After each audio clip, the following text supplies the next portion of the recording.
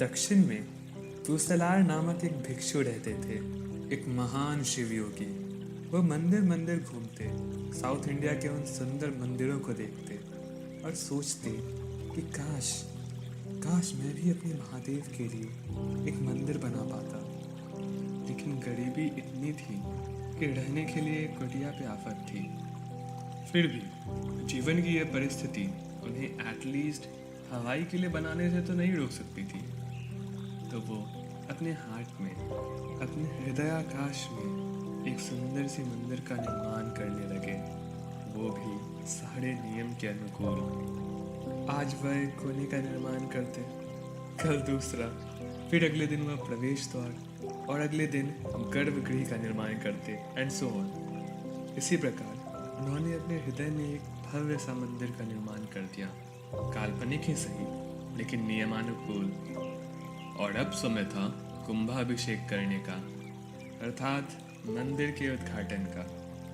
तो उसने एक शुभ दिन को चुना और महादेव को आमंत्रण भेजा कि वो आए और उनके कुंभाभिषेक को स्वीकार करें। इसी बीच एक राजा थे, राजा सिम्हा, जिन्होंने कांचीपुरम में भगवान कैलाशनाथ के लिए एक भव्य मंदिर का निर्माण किया था। हजारों वर्कर्स एंड अरबों की सामग्री का उपयोग करके सालों की मेहनत के बाद ये संभव हो पाया था। और उन्होंने भी अपने मंदिर के भव्य उद्घाटन के लिए एक शुभ तिथि तय की थी, जो संयोग से वही तारीख थी जो पूसलार ने अपने इमेजिनरी मंदिर के लिए तय की थी।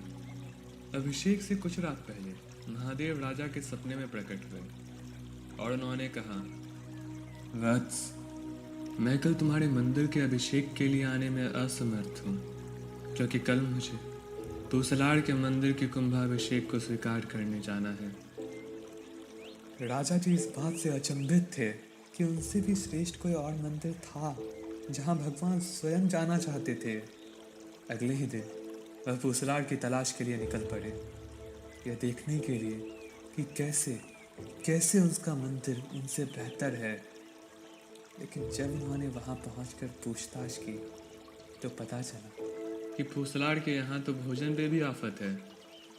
लेकिन चूंकि महादेव स्वयं उनके सपने में प्रकट हुए थे, उन्होंने पूसलार को बुलाया और उनके मंदिर के बारे में पूछताछ की। पूसलार ने धीमी आवाज में उनसे कहा, मेरा मंदिर वो तो मेरे हृदय में है, वही मैंने महादेव को स्थापित किया है, लेकिन ये आपको कैसे पता? सच तो यह है कि सबसे बड़े मंदिर हम स्वयं हैं, लेकिन इसे ही छोड़ के हम हर जगह भटकते रहते हैं। मैत्री उपनिषद में शिव शंभु ने कहा है, देहो देवालयः प्रोक्तः स जीवः केवलः शिवः त्यजेत ज्ञान निर्मल्यम सोहम भावेन पूज्येत। शरीर ही मंदिर है और इसके भीतर बैठा जो जीव है केवल वही शिव है। अज्ञान के मैल को साफ करके सोहम अर्थात मैं वो हूँ कि सुंदर पुष्पों से तुम उनकी पूजा करो। और साथ में उसी उपनिषद में हमें ये भी पढ़ने को मिलता है, मोक्ष की इच्छा रखने वालों के लिए मूर्ति पूजा एक बाधा है जो पुनर्जन्म की ओर ले जाता है। इसलिए साधक को केवल अपने हृदय में निवास करने वाले भगवान की पूजा करनी चाहिए। उसे सभी बाहरी पूजाओं को त्याग देना चाहिए। हालांकि यह लक्ष्य अभी हमारे लिए बहुत दूर है, इसलिए चलिए आज रात हम पूजा करेंगे, लेकिन अपने मन मंदिर में बैठे ईश्वर की। पूजा 3 तरह से की जा सकती है, मानसिक, मौखिक और शारीरिक, यानी ध्यान, जाप एवं प्रार्थना और बाहरी पूजा। इनमें से पहला दैट इज बाहरी पूजा, रिचुअल्स, अनुष्ठान इत्यादि अब लगभग खत्म से हो गए हैं। कारण बहुत सारे हैं। पहला, लोगों को समय नहीं मिलता, और दूसरा, हमारा कंफर्ट जोन बढ़ गया है। तो युग के इसी परिवर्तन को देखते हुए शास्त्रों में मौखिक और मानसिक पूजा पर बहुत जोर दिया गया है, और इन दोनों में से भी पार्टिकुलरली मौखिक पूजा पर। मौखिक पूजा का अर्थ है केवल एक ही नाम या फिर ईश्वर के कई नामों को और गुणों का पाठ करना। पहले वाले केस को जाप कहते हैं और बाद वाले को स्तोत्र या कीर्तन कहा जाता है। और इन दोनों में से भी जिस प्रकार की पूजा को सबसे श्रेष्ठ माना जाता है वो है जाप। जैसा मनुस्मृति और भी बहुत सारे स्क्रिप्चर्स में कहा गया है, जप्यनैव तु संसिद्धेत ब्राह्मणो नात्र संचय।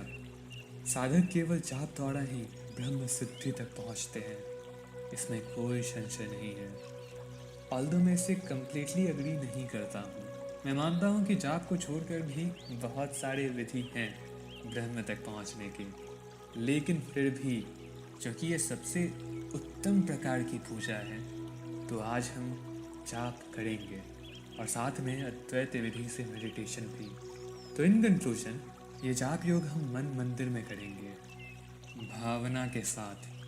भावना अर्थात प्रेम और श्रद्धा के साथ ईश्वर की कल्पना करना। अपने हृदय में भावना और मंत्र बिना एक दूसरे के अधूरे हैं।